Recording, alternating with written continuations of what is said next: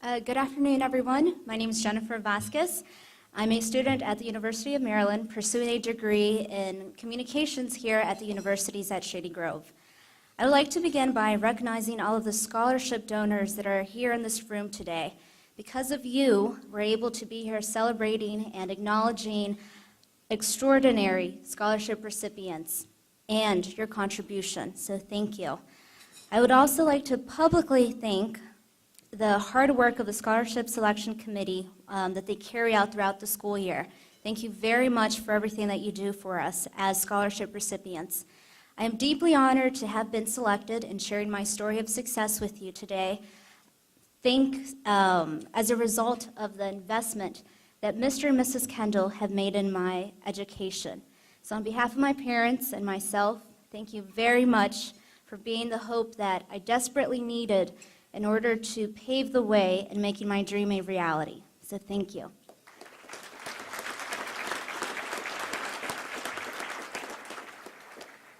And that's precisely what I would like to talk to you today about, hope.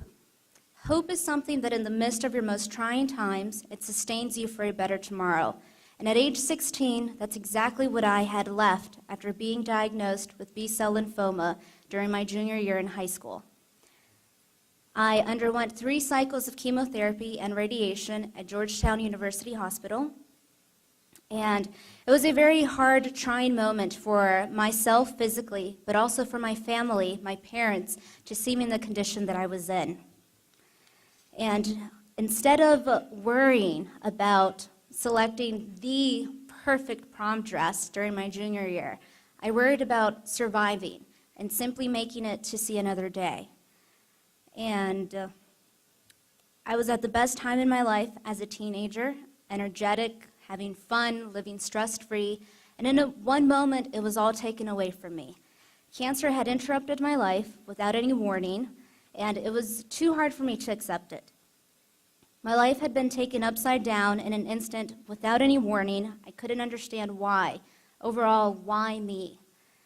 I became very ill as a result of the treatment and was admitted into the hospital for 3 months. Due to the gravity of how ill I was, my mother had to take off work temporarily in order to care for me during those 3 months in the hospital. And I recall how each day, my dad would come to the hospital at the end of a long day of work, and every night he would sleep on a chair just to be next to me, just to be by my side during those 3 months. I became very, very weak, unable to walk, eat, or bathe on my own. I can't recall all the details that occurred the night that I almost passed away due to a high fever that initiated in the early hours of that day. I was fighting an infection, and my body's platelets were extremely low, and all of my defenses were terminated. So now I just read back in my mother's journal that she kept during those 3 months at Georgetown during our process there. And I always hear when my parents always retell the story of that long and suffering night that the head of the oncology department told them that I probably wouldn't be making it past that night. I do remember, though, that night in the hospital, my bed was surrounded by many physicians, and all of the night shift nurses were in my bedroom that day, just monitoring my heartbeats, just to see if I would make it past that night. And I did. Not only did I survive that night, I survived cancer. And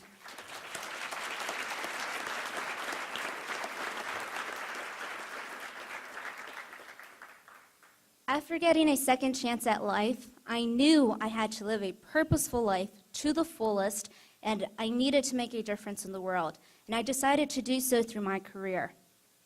I finished the remaining school year being homeschooled. I was able to excel in my studies at home, and I was able to graduate on time with my class.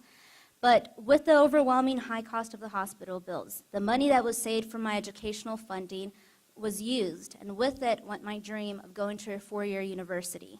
And yet my parents and I never gave up on my pursuit of achieving a higher level education.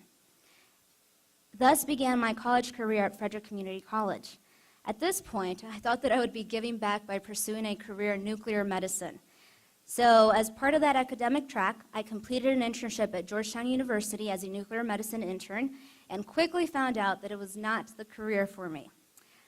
I remember that while a patient at Georgetown during a holiday toy drive, I had great admiration for the reporters' passion and energy as they interview the kids and their families in order to take that story out to the community, to shed light. And that inspired me to consider journalism as a potential career. So then I researched and determined that a communication major would be ideal for me. At that point was when I selected the University of Maryland. Because of their outstanding communication program, I decided to enroll. And when I was delighted to know that they offer that major here at USG. I visited the campus and instantly knew that it was the right choice for me. The small class sizes, the welcoming staff and faculty, the close commute to home, and affordable costs when compared to living on a 4-year campus were all deciding factors in me making my final decision and deciding to make USG as my home, my academic home institution. So after finally paying off the hospital bills, my parents and I began to save what little money we could to pay for my tuition. But due to the plummeting economy, my father became unemployed for about 2 years. After dealing with the hardship of surviving cancer, now we had to endure the financial burden of making ends meet with only one income, and my part-time job that paid for gas money and books. Even with the reduced cost of living at home, my family still found difficulty in making ends meet. Although I took out loans, we still found our emergency funds depleted. After my first semester at USG, I found out that I could apply to multiple scholarships that were offered here at Shady Grove. I quickly applied, prayed, waited, and prayed again for a response. With the heavy financial worries at home, I still maintained a full-time student schedule with a high grade point average. I had an internship. I had a part-time job that was able to accommodate my school schedule. And when finally Gloria Calotra from the Office of Student Services called to inform me that the Scholarship Selection Committee was interested in interviewing me as a potential candidate, I was thrilled. Just the thought of the possibility that my parents would not have to struggle anymore for my education was a blessing in itself. I remember rushing out of my internship at that time, which was in Arlington, Virginia, just to make it on time to my interview here at Shady Grove. And when I saw the faces of all 7 or 8 members on the Scholarship Selection Committee, I wasn't intimidated by them, although they were staring at me at the same and just asking me endless questions all at once, one after the other. Instead, I saw them as my sign of hope.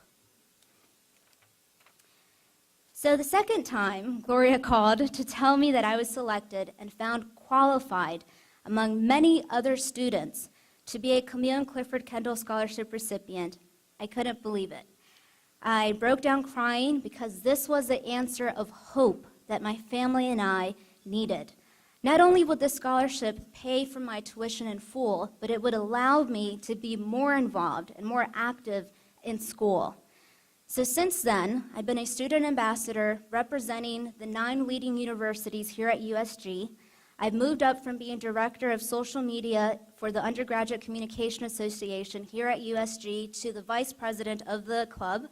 And since last year, I've been on the Student Honor Council at College Park, representing the Shady Grove campus in the University Student Judiciary Governance Organization. As a University of Maryland College Park student, I am very proud of representing the USG campus in every event that I attend on the main campus. Through additional scholarships, I was able to complete one of my dreams, which was to travel to the United Arab Emirates. I was able to, this past spring, I was actually the only Shady Grove full-time student to study abroad in Dubai and Abu Dhabi with the Maryland Robert H. Smith School of Business. A scholarship I received this past summer allowed me to complete a program of political journalism at Georgetown University, living and working in Washington, D.C.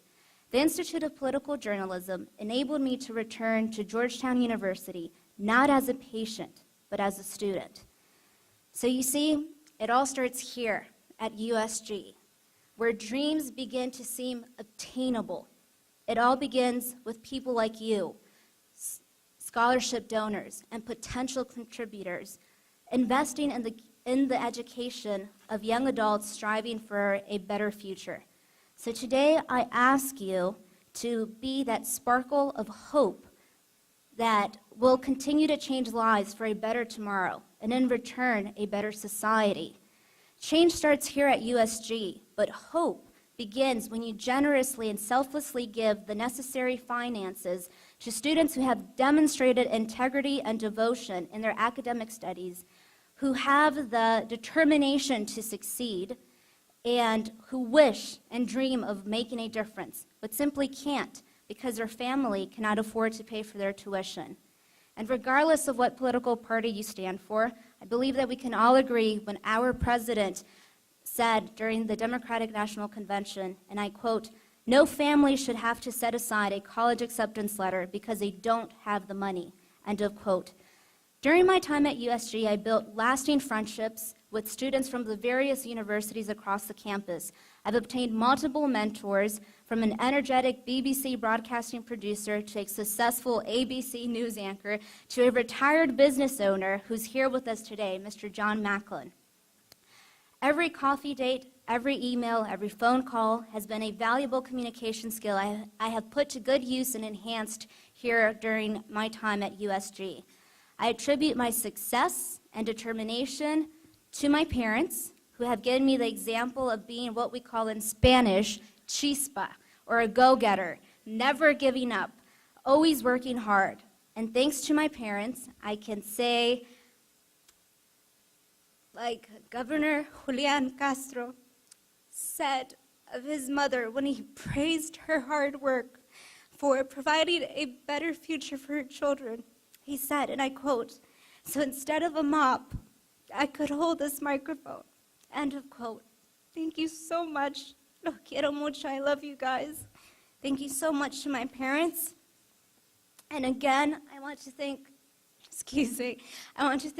and Mrs. Kendall and the entire selection committee for seeing in me the potential for success and entrusting me with the responsibility that it takes to represent USG scholars today this afternoon.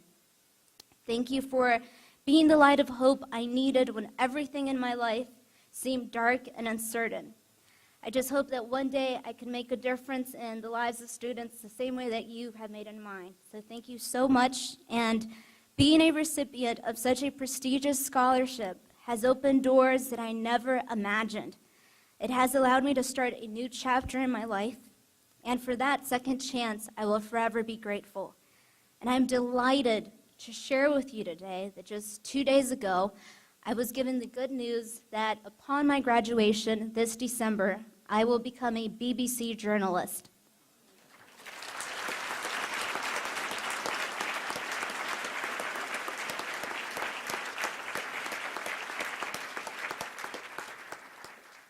So to my fellow students and peers, only allow hope to shine in your life for a better tomorrow. Allow USG to become a new chapter in your life filled with greatness and endless possibilities for a better tomorrow, because you never know just how far hope will take you. Thank you.